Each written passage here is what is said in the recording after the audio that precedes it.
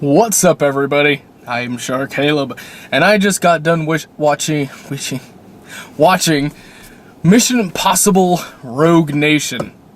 This is the 5th Mission Impossible movie, which it doesn't happen very often where there's 5 installments of a franchise, and it's still awesome, and I still want there to be more. I'm just stalling right now. This movie's amazing. This is one of those cases where the movie's so good, I don't really want to talk a lot about it because I just want people to go see it. This movie's fantastic. It might be my favorite of this franchise. Because what this movie does that the others didn't really is that it manages to not only do all the things that typically make a Mission Impossible movie, but it does each element so well. You know, I mean, you have the action. Of course, this is an action franchise. You gotta have some cool action set pieces. And holy wow, this movie's got some insane set pieces, let me tell you. I mean, we all saw the plane scene in the trailer. And what's so crazy about this movie is that scene, that incredible stunt that they showed in the trailer that blew our minds. That's the first scene of this movie. The first scene. And it doesn't slow down. I mean, the pacing, I'll get to that in a bit. The pacing does slow down, but not in a bad way. I'll get to that in a little bit. But what I mean is the action set pieces that are there. You have the crazy plane scene that we've seen, which is awesome, but the next cool action set piece after that is just as crazy. It's just different. With the plane scene, it's very, eye-popping, like, wow, I can't believe they actually managed to do that. Then there's this big underwater heist section that is extremely suspenseful and just tense. Like, that's like the big white knuckle scene, of this movie. And then there's also this motorcycle chase, which is probably the greatest motorcycle chase ever in movie history. Just done. Think of every motorcycle chase scene you've seen in a movie. This one kills it. It's done. It's intense. Just gonna say that this movie just has a intensity about it. It's constantly suspenseful, intense, everything. Even the parts that are slow, that they're gonna build up to something. And you always get that feeling that the movie's never slowing down to a stop. It never stops. It's still going at an incline. And then it spikes. I think pacing-wise, this movie had it the best, because it manages to combine the cool, big action scenes that we expect to see from an action movie, but it also has the slow, more subtle espionage, kind of suspense tension from the show. And this is the big thing I want to say is that of what I've seen from the show, of all these movies, I think this one and the first one are the only two that I could actually see being a big budget version of the show. Because even 3 and Ghost Protocol, they were good movies, but there really wasn't a whole lot about them that you could say that's just like Mission Impossible. Because they were just more straight action movie than Mission Impossible. I think if there are people out there who are fans of the show Mission Impossible, but weren't really big on the movies, I think this might be the one that might change your mind. I don't know.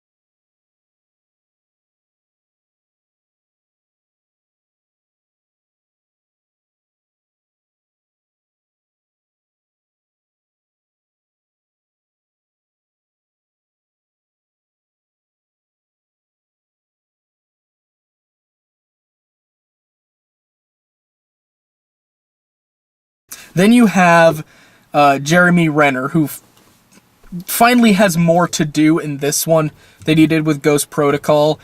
His role in this one is not as, I guess, as important as Ghost Protocol, although that's being a little bit more insulting, I think. But he has a lot to work with in this movie, a lot more than Ghost Protocol. It's a good character. Then Ving Rhames is back. I was really glad about that one, because Ving Rhames is, I mean, he's been in all of these movies. I'm pretty sure all of them. I don't know if he was in 2, actually. I think they got rid of him in 2. But I mean, he's one of the best characters of this franchise, and he only had like a really brief cameo at the end of Ghost Protocol. But in this one, he's actually there, and, you know, being awesome. But the biggest surprise to me about this movie was the girl. I don't know this actress's name, but from this movie, I have a feeling that we're going to be seeing a lot more of her in the future. Because, you know, of all the movies out there that try to do the, the tough girl agent kind of character, which, you know, we've seen constantly even in this franchise. This is one of the few times when you actually not only, I mean, yes, she is very, very beautiful, so she has that part down. A lot of these kinds of characters tend to have that part down. And not only is she a tough character, like she does tough, cool things, she fights, you know, she uses guns, all that kind of good stuff. But what makes her stand out more than your typical kind of tough girl character in a movie is that you actually believe that this person, you believe that she can actually kill you in multiple different ways. She can break your neck in multiple different ways. I mean, and you believe it this time. This is not just some, random, pretty actors that they throw into a role and they just constantly, I'm the tough girl. This is a character who doesn't need to tell us that she's tough. She just is. So that's what I'm saying. I think this actress, I wish I wrote down her name so I could actually say it. I really do think we're going to be seeing a lot more of her in the future, in good action movies like this. Then we have the villain. Now, this is one of the only things that the Mission Impossible movies haven't really gotten, are the villains. They're kind of like Marvel in a way, where their villains are always, they're always there, and you're always like, yeah, take down that guy. Take down that arms dealer guy, because take him down, because he's a bad guy, because the movie's telling us that he's a bad guy. But they're rarely actually interesting. They're just kind of your generic villain so that you can focus on, everyone else. The only exceptions being Philip Seymour Hoffman from Mission Impossible 3. That guy was awesome. The villain of this movie is another good one. I'm glad to say that. This is another good Mission Impossible villain. This is not just a generic guy. You actually, when it gives a reason for why he's doing the things he's doing, it's much more believable than other villains. This is also this is a character who, when he says he's gonna kill somebody, he's gonna do it. This is a pretty intimidating, almost scary villain. Which is funny because he doesn't look like he'd be very threatening at all. But I don't know, there's just something about his voice, specifically his voice coming out of like a radio or a cell phone or something like that, there's just something really, to use the word again, intense about this guy. I like that. I like the villain of this movie. Not as much as Philip Seymour Hoffman in 3, though. That guy, I think, is still the best villain of this franchise, but this new guy does a really, really solid job. Just go see this movie. I highly recommend you guys watch this movie. It's amazing. I'd have to sit on it for a while, but I think I might have liked Mad Max Fury Road a little more than this. It's kind of hard to say, though, at this point, because it's so soon. I just, just finished watching it, so this is still, it's fresh in my mind, but I need to boil a little bit more on it. Because there's a few little things that I had an issue with in this movie, but not a whole lot, actually. So overall, Mission Impossible 5, Rogue Nation, highly, highly, highly, highly recommend you go see this. This is a fantastic action movie that also knows when to slow down, but still keep some tension. This is an action movie that knows when to have big set pieces, when to have more reserved, intense set pieces, when to make exposition, scenes of exposition take its time for you to kind of soak it in, but also knows when to have exposition be a little bit more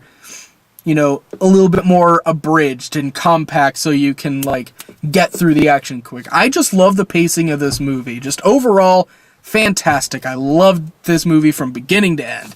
It was great. Highly recommend you guys go see it. So that's all I got for today. So, see you next time. Stay frosty. That's right. I'm keeping that. Because I got nothing else.